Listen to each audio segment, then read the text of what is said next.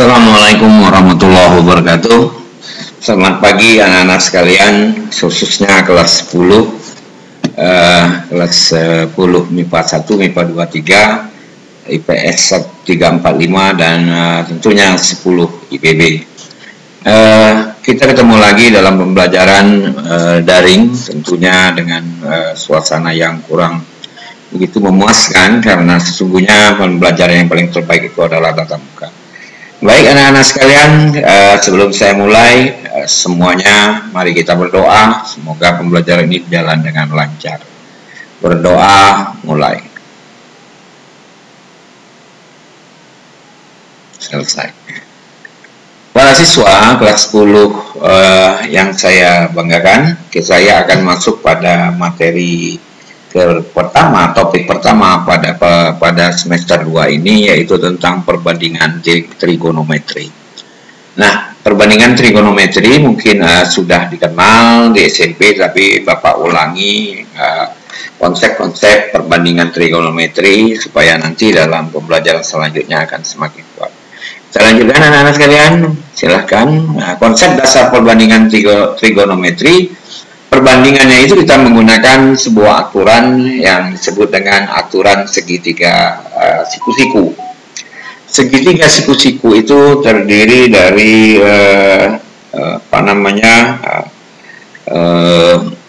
sudut, ada sudut, kemudian ada sudut siku-siku 90, titik A, B, dan C. Konsep dasarnya. Saya mencontoh misalnya, jika B, kita ambil sudut B, B adalah sudut, maka AB ini disebut dengan sisi alas, jangan lupa. Kemudian BC disebut dengan sisi miring, sedangkan AC disebut dengan sisi depan sudut. Saya ulangi, silakan dilihat dulu terlebih dahulu konsepnya.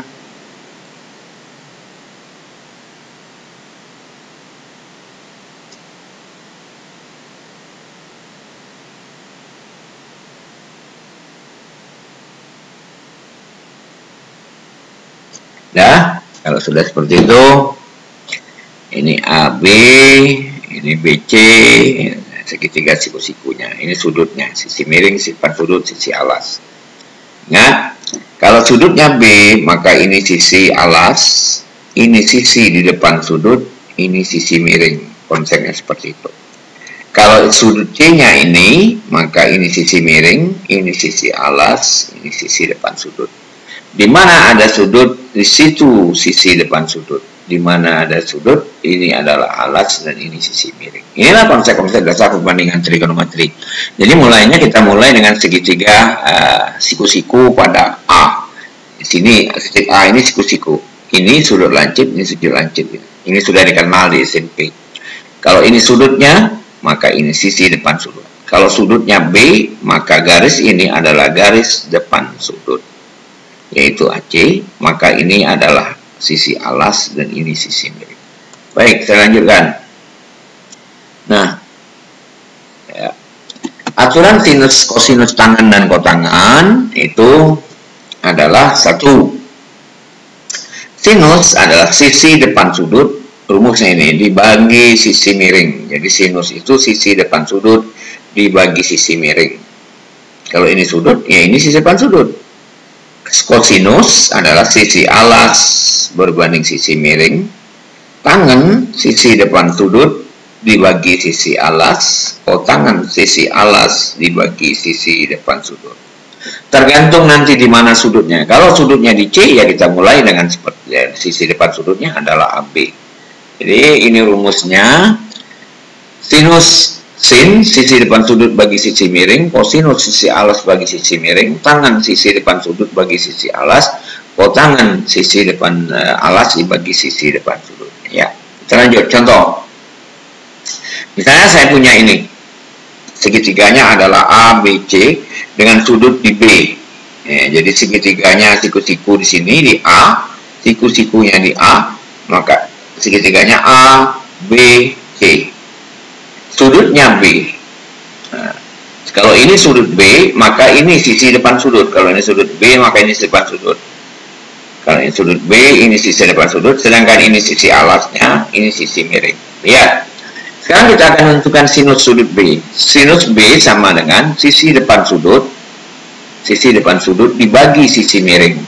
Sisi depan sudutnya adalah AC, sisi miringnya adalah BC. Maka sin adalah sisi depan sudut AC dibagi sisi miring BC. Tuh. Kedua, kosinus. Kosinus rumusnya sisi alas bagi sisi miring. Kalau ini sudutnya, maka ini sisi alas. Ini sisi miring. Maka sisi alasnya AB, sisi miringnya adalah BC. Sedangkan tangan sudut B, tangan B itu sisi depan sudut dibagi sisi alas. Nah, ini sudutnya, ini sisi depan sudut dibagi sisi alas. Maka sisi depan sudutnya adalah AC, sisi alasnya adalah AB. Sedangkan kotangan sisi alas dibagi sisi depan sudut AC. Nah, silakan Anda perhatikan ini, dilihat dulu supaya nanti lebih mudah dalam pembelajaran. Oke, kalau sudah silakan dilihat dulu.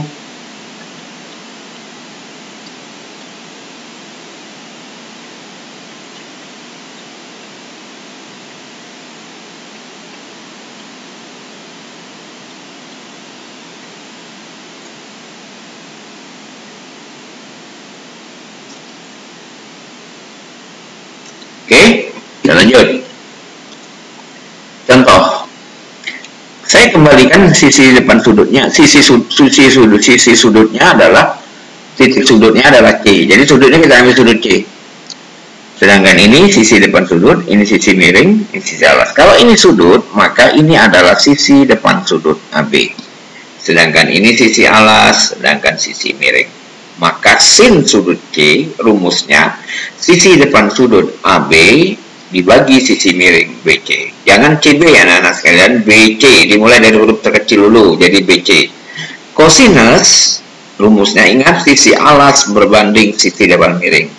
Sisi miring. Kalau ini sudut, maka ini sisi depan sudut, ini sisi alasnya, ini sisi miring. Maka kosinus AC berbanding BC. Kalau tangan, sisi depan sudut dibagi sisi alas. Sisi depan sudutnya adalah AB, sedangkan sisi alasnya adalah AC. Sedangkan kalau tangan, sisi alas AC berbanding sisi depan sudut AB. Oke, lihat lagi anak-anak sekalian. Silakan, jangan sampai tidak diulang-ulang. Oke, saya lanjut. Nah, contoh 3. Sekarang gambarnya dibalik seperti ini. Tidak masalah. Sekarang patokannya adalah di mana sudutnya. Kalau sudutnya pada titik A, maka yang garis ini berarti ini garis depan sudut. BC garis depan sudut.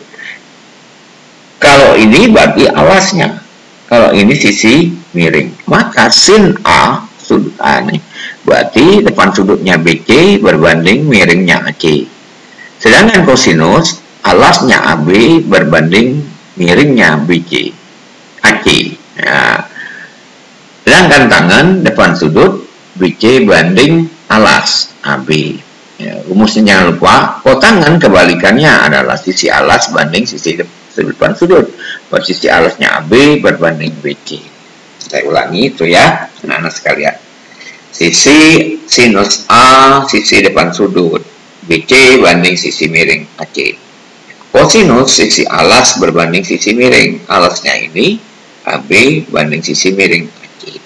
Tangan sisi depan sudut berbanding sisi alas. Iya, sisi depan sudut berbanding sisi alas. Nah, seperti itu.